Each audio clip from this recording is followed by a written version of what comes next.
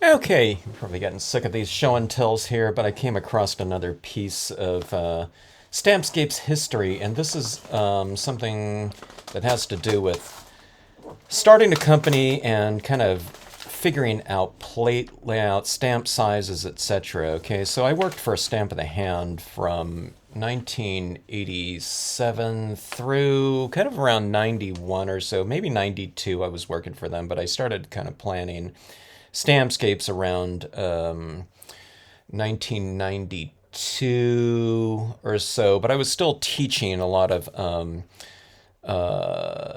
stamp classes using a stamp of the my designs from a stamp of the hand company. So it was a little bit of a fusion of both of those. So one of the things that I learned when working there, because I was mostly doing production over at a stamp in the hand, is you really have to get your sizes of stamps down and locked into some specific sizes. Otherwise, you're just going to be releasing a bunch of stamps, and you might not have a certain size of wood for a certain size, configuration of stamps. So when I worked there, there were, I don't know, I think we got up to like 100 different sizes of wood, and some of that wood, like there might be one size of wood that we had to carry that was just for one stamp out of their line of, like, I don't know, maybe 700 different designs, 800, I don't know. It was something like that. So every time there was a new release of stamps, it was like, okay, we need a new size of wood for one of them or something like that. So I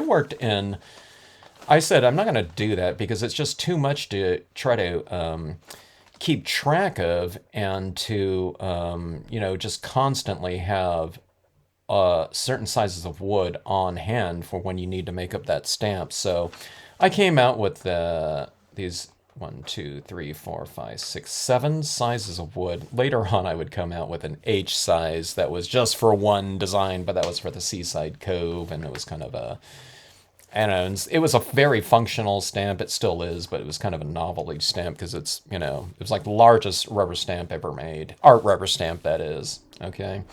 But, okay, so I had all these different configurations right here, and a lot of these are in different ratios from one another. So 2 and 4.5, which is the F size stamp, when shrunken down, goes to the C size stamp at 1 by 2 1/4 here. So the way they make wood is they do these in strips, wood molds, for your wood mounted stamps.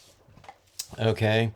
So they're not, just making one size like this and this kind of beveled cut like this. They're making master, strips.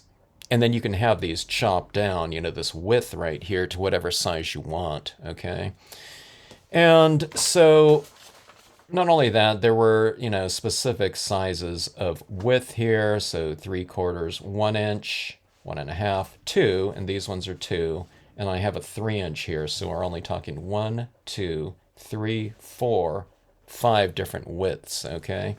And they had to be standard size widths. Otherwise, you're going to have, a problem ordering from these different types of wood manufacturers. So, so I was trying to keep track of, at the time, the initial cost for a piece of wood.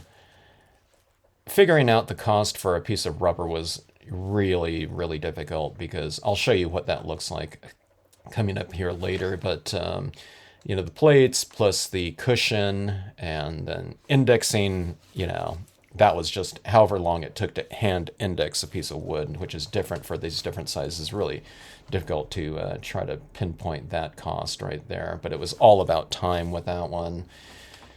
Figuring out the cost, for a stamp and what we would sell it for wholesale and retail here. And depending on, there were a lot of different suppliers back then for things like wood. And I was trying to nail down the prices right here and figure it out. This is by the companies Gregory, there's Stuart Superior, Classic Mounts. They all supplied wood. They supplied other things as well, but I was trying to figure that out. Look at this carton indexing ink right here. Pint, quart, gallon right here. Less 40%. Maybe that was for the wholesale price or something like that. But I was really trying to get as accurate as possible the cost that went into the stamps. Oftentimes what I kind of joke around with people is, when you're starting a company, you kind of nail down all the prices as accurately for everything that you can as possible, and then just double it because there's all these unforeseen types of costs that go into things like that. So this doesn't even include things like getting, computers, office equipment. Back then it was scanners, everything, that goes into running a business. But this is just kind of nailing down the cost per stamp in terms of the raw materials of it. So, okay, so here's my layouts for some of my initial stamps in accordance with those sizes that I came up with. And I was working with 9 by 12 inch plates, which was the standard size plate for this manufacturer that was pressing my rubber at the time. So I was trying to figure out the most economical way to lay these plates out. And, with that little amount of excess space around the main stamps, and how many stamps I can get into those little areas like that. So this was my G size general layout right here. This one goes into my F size plates right here, 2 by 4.5 right here. The actual designs weren't 2 by 4.5, but that was the size of the wood mount, and then you would have to fit your stamp into these spaces like that. So you'd want to have a little bit of room to do your trimming as well. So the F-size stamps, I don't know, I configured here in this layout with my C-size stamps like that, which were a certain percentage of the F-size stamps like that. Now, it was always, this was one design right here and 6 up, so you would format 6 of them. So sometimes you can fit more than that, depending on the type of design. Like if it was a pine tree going up into a triangle, a pyramid type of shape like that, then you can flip flop the images and get more on your layout like that. So you would do that. So this is just, kind of getting the general gist of it as far as the wood mounts go. Okay. But it was one of those things I figured out from working at Stamp in the Hand. The more stamps you have on one plate like this, inevitably there were certain stamps that were selling more than other ones, or in different ratios, okay, to percentages. So if you have one stamp that's just outselling everyone else by 2 to 1, it's let's say there was 6 different images on here. Your plate costs would be a lot less because you're only buying one plate for all of these different images on here. But like I said, inevitably, certain things don't sell at the same rate. So at a Stamp in the Hand, they didn't want to buy new plates for certain hot selling stamps. So you might have one stamp. I might have a stack of like 20 sheets of rubber, and one stamp was being used out of it. So you're basically buying this entire sheet of rubber for just that one stamp. So you could be losing money on it. It might be 2 stamps or something like that. So all the sheets were missing that one stamp, and then let's say half of the sheets were missing the stamp, like from here or something like that. So, but it was really disproportionate to the amount of rubber that you were buying for it and paying for, having that pressed there. E-size stamps right here, 2 inch by 3 inch like that. And those are my 3 main sizes. And then the perimeters like this around the main images were for my A, B, and C size images. I don't know, I don't have my D size one here, but that one came on a different plate like that. So it took me a really long time to get the new, or the first batch of Stampscapes stamps into production, because these plates are very expensive, and they're way more expensive these days than they were 30 years ago at this time when I was coming up with this. But so if you have one stamp on here, I would have to sell, I don't know, a couple $100 worth of stamps, usually at wholesale, because I was selling them at the stores that I was teaching at, to get enough money for my next rubber stamp design, for a new plate to be made, because I was really trying to just do it as economically with the long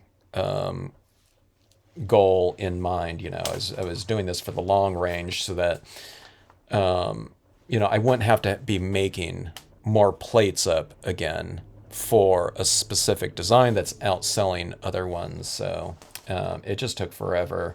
So it took me a couple years to get the first full batch of Stampscapes stamps in production where I can come up with a catalog and go forward with that. So a lot of people were saying, hey, do you have a catalog or what stamps are available? Sometimes I would come up with a new design or two or something like that, and I'd say, hey, you got to buy them right now because all the money that I made from those initial sales for those stamps that came out for those plates went into the production of the next couple designs like that. So, it took a while, but eventually, I had that, first maybe, 60 plates or so or something like that of designs on their dedicated layouts like that. So these are all my, kind of layouts right here and trying to figure things out. And I learned a lot more things, along the line. But I was really glad that I had the experience of doing all that production work and kind of figuring out what I really needed to do or what should be done and,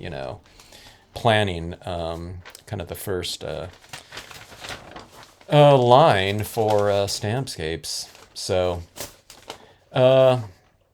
not so much a science as it's as much a science as it an art or something like that. And trying to predict things like that, it was really, you never really figure it out completely. There are certain designs that you think are going to be really popular that aren't, and certain ones that you think I'm not going to release that one, and you do, and it ends up being the most popular design of the line or top 10 or something like that of all time. So. Anyways, but the more you can kind of nail things down, the better. All right. Anyways, Stampscapes history. Thanks for watching.